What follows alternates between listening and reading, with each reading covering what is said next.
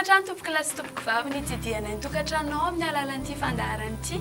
Masainam-panajana ary ianao anaraka ny fandaharana hatramin'ny farany.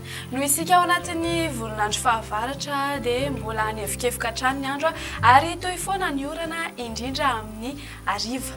Toy izao ary ny mety ho toetry ny andro ho an'ny rapitso ny maraina dia saika ho maina ny andro manerana nosy amin'ny ankapobeny afa-tsy ny aty nosy be sambarano aty izay anao orana tandrifondrahona. Andrahoana kosa ny andro aty Boeny ny aty Vadivafito Finansy atsimo atsinanana ary ny atsinanany Automatsiatra sy Iorombe Indy. Raha ho any hariva kosa indray dia anoram-baratra saika manerana nosy afa-tsy ny ilany andrefany Gasikariany ny any amin'ny tendrony avaratra ny aty Sava Nalanjorofo ary atsinanana aty izay ho maina ny andro. Raha ny maripana voavinavina dia tsy nahitana fiovana firy ny ambany indrindra zao dia 9 degré Celsius hitantsika aty avakina karatra aty ary ny ambony indrindra kosa indray dia mananika ny 13 degré Celsius hitantsika aty Maevatanana Besalampy sy Morondava.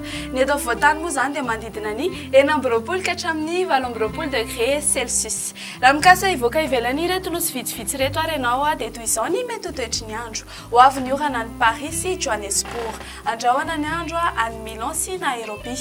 Ifandimby andrahoana sy masoandro any Bangkok, azorana tandrifondrahona any Comores sy Seychelles ary balika be ny masoandro any Maurice sy La Réunion.